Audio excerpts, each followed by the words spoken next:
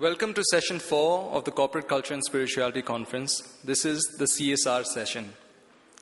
The human race has been blessed with an intelligence that has allowed it to implement rapid advances in technologies and lifestyles. At the same time, we are also responsible for many of the ills we see around us, from environmental degradation to war and conflict. This session, a human approach to the economic crisis, will look at how leaders can affect positive social change through a spiritual outlook. In addition, at a time when the role of corporate social responsibility has gained both social as well as legal and regulatory importance, we will look at what companies are doing to make their worlds a better place. May I request Mrs. Kavita Khanna to please come onto the stage and felicitate the moderator for the session, Professor Maya Chakravarti.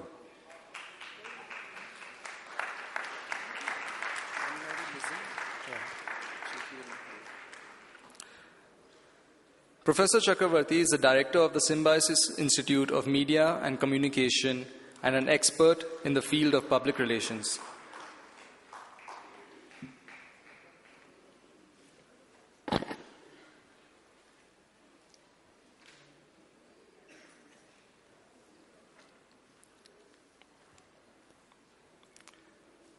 Can I now call upon Mrs. Khanna again, the Director of the International Association for Human Values, to please felicitate one of our panelists, Ms. Anne-Marie Lizin, the former Honorary President of the Belgian Senate.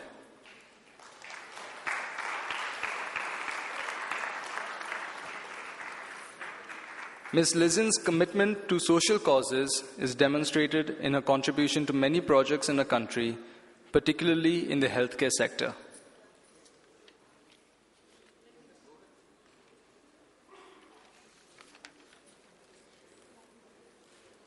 I'd like to now call upon Mr. Dhawan, who is a trustee of the Sri Sri Rural Development Program, to please first felicitate Mr. Nayak,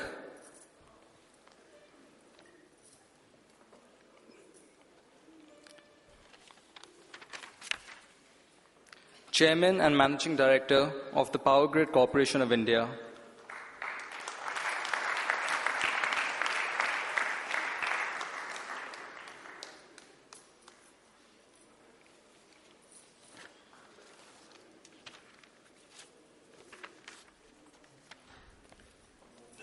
sitting to the right of Mr. Nayak, we have Mr. Dinesh Sahara, the founder and managing director of Ruchi Soya India Limited, India's #1 cooking oil maker and palm plantation company. Amongst the top 5 FMCG companies in India and one of the fastest growing FMCG companies in the world, the Ruchi Group is a $6 billion conglomerate with interests in steel, IT, and realty.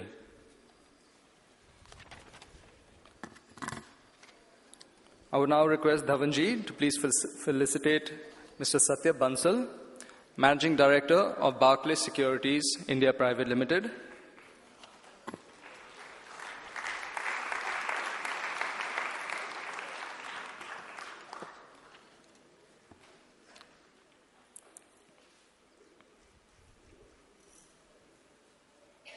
And rounding off the panel, we have Mr. Sudhish Venkatesh, the Chief People Officer of the Azim Premji Foundation.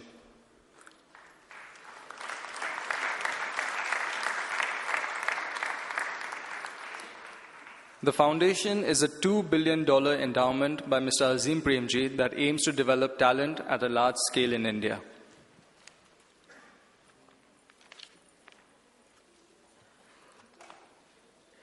Maya ji, the floor is yours.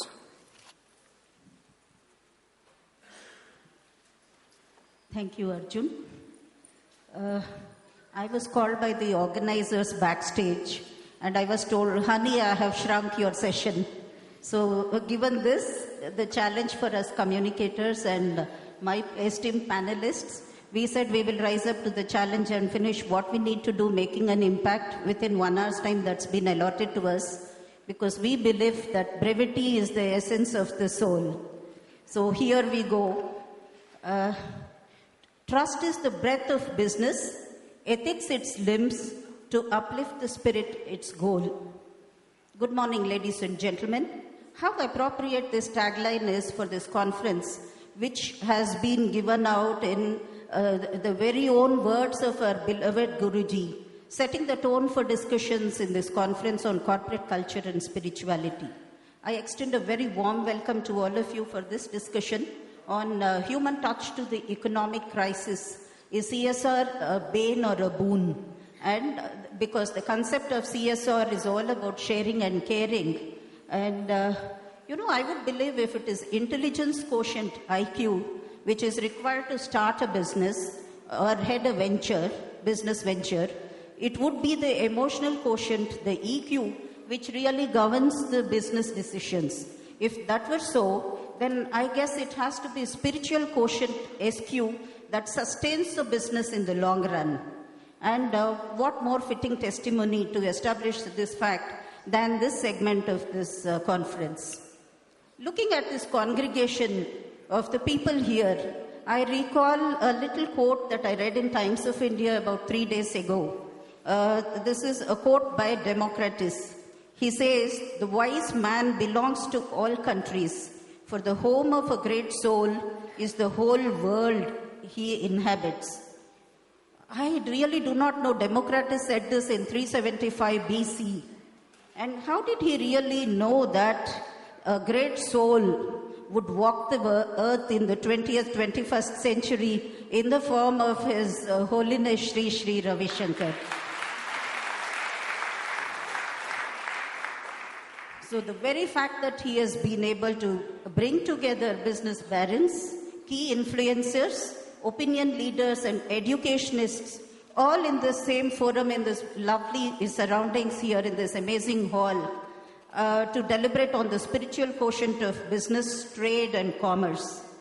I really go back in time 10 years ago. Was it 2003 when the first corporate culture conference happened, and I was associated with it.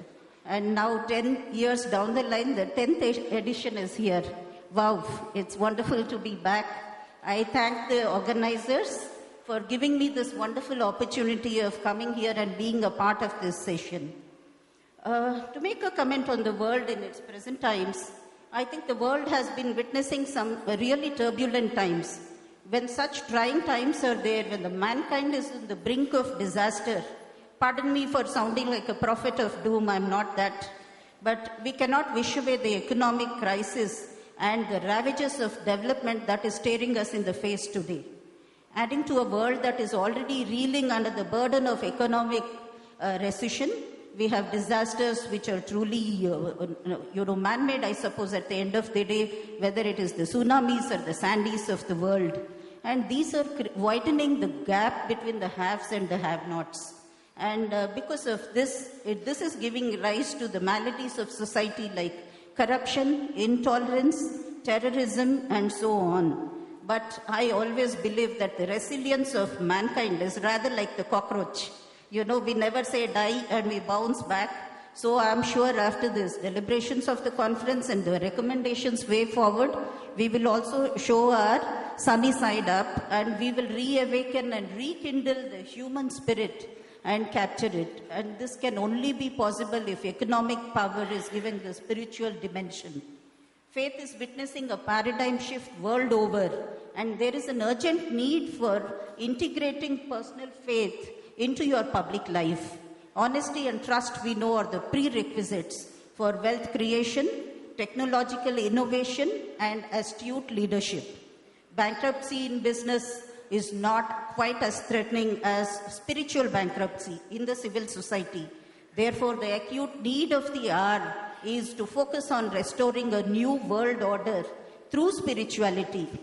I am grateful to and salute the pioneering efforts of Gurudev and the initiative of the Art of Living in this direction for creating a platform for congregation, deliberation, and implementation, more importantly. When public sectors were evolved, established in independent India, The then Prime Minister, the first Prime Minister of Free India, Jawaharlal Nehru, called them temples of modern India. Somewhere down the line, we have lost this. We seem to be slipping, selling our souls to the devil of mindless consumerism and materialism. But, because we are walking the talk and having the courage of conviction to do so, we are able to restore and, like Guruji says, come back to the source. So we are going back to the source of what is the human nature. And that is essentially having this kind of spirituality in business ethics and so on. Then this morning, this session, we are the esteemed panelists that we have here. We will be touching upon topics like education, because when the organizers, Arvind and Arjun both told me that Guruji would like educationists to be the moderators for these sessions.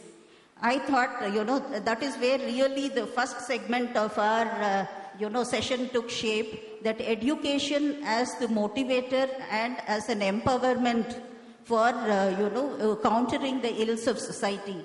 Then we would have the next segment, which would be corporate as agents of change and catalysts for change. So the four segments which are there, I will leave it to the panelists to really take it forward as they please touch upon everything and also upon the social and economic fiber of the society. So that at the end of the deliberations, we will have something to recommend and we will have something to take home to, And I want to play upon your psychology. Because if we were to stand there and speak, 2 minutes will seem like 20 minutes. Therefore, if we all sit down and talk, I think we can get away with maybe 5-7 minutes per person, after which we will throw open the floor for interactions with you all, maybe about 5-10 minutes. Finally, each panelist will sum up what they want to offer today, leave you with some thoughts for a concrete way forward. Thank you so much for your patience. I promise that you will not hear my voice too much again, only for summing up. May I now invite Mr. Sudhish Venkatesh, who is the Chief People Person at Azim Premji Foundation. The floor is all yours. Thank you. Yeah, thanks, Maya. Good afternoon, everybody, and it's a pleasure to be here. Most of the deliberations yesterday and today morning, my sense is that it has focused on what is called the numerator. This session is going to be a lot about the denominator. And we will talk a bit about what the denominator means. Firstly, let me give you a picture of what India's education scenario today is. I'll just pick a few highlights. There are 23 crore children between classes 1 to 8 studying in India today. 23 crore children is 4 times the size of Britain and bigger than most countries in the world. So we are talking of a massive number of young children who are going to schools today. Out of these 23 crore, 70% of them are in government schools. Schools which your children and my children often don't go, but this is where the poorest of the poor, the underprivileged children are going. A class 5 student in a government school today is unable to read a class 2 passage.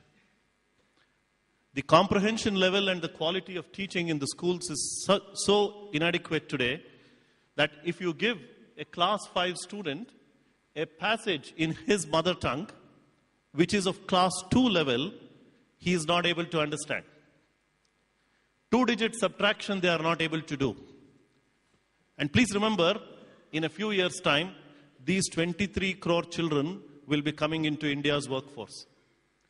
And if the country does not wake up and solve this problem, you can imagine the kind of social unrest, the kind of inequity in opportunities which this is going to create.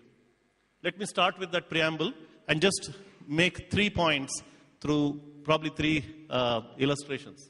Number 1, I was asked to say, look, how is education going to be a catalyst for change? Let's go back a little to one of the Subhashitas of Bhartrihari, where he says that Vidya dadati vinayam, vinayad yati patratam, patratva dhanam apnoti, dhanat dharmam tatas sukham.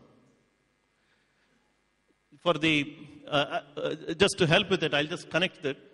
Vidya is education. Vidya dadati vinayam. Education leads to humility. Vinayat yati patratam.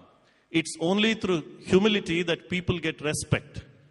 Patratva dhanam apnoti. It's from respect that people earn wealth. Dhanat dharmam. The wealth needs to be used for dharma. Tatas sukham. And dharma is what leads to happiness. If you ask me, is education a catalyst for change? I don't think there is a better example than this Subhashita to connect education to happiness. This is my first point. Second, let's look at what happened with a washerwoman by name Osia. The Honorary President of the Belgian Senate. In our chat, I discovered she has done not only work within the European Union, but also in countries like Afghanistan and so on. So she'll have a world of experiences to share. By the way, be wary of her. She's a linguist and she's going to address you in all the European languages. Thank you. So hello first and good morning. So of course I can say bonjour because that's my normal language. Dobry din, also for our Russian friends. Guten Tag. Es gibt hier auch, we have here one of the European parliamentarians who is most known on all this matter. Goedemorgen. That is where it is for one of the men here who is also coming from Belgium. And buongiorno. I don't know if we have any Italian friends here, but hola for Spanish. Yes, so that's one of the reality of Europe, that if you want to be connected in the world now, you have to choose a language. And of course, education is also about that, because the question in which language you begin your education is something very important for the future. So this is, in Europe, a very important topic, language. And as you know, one of the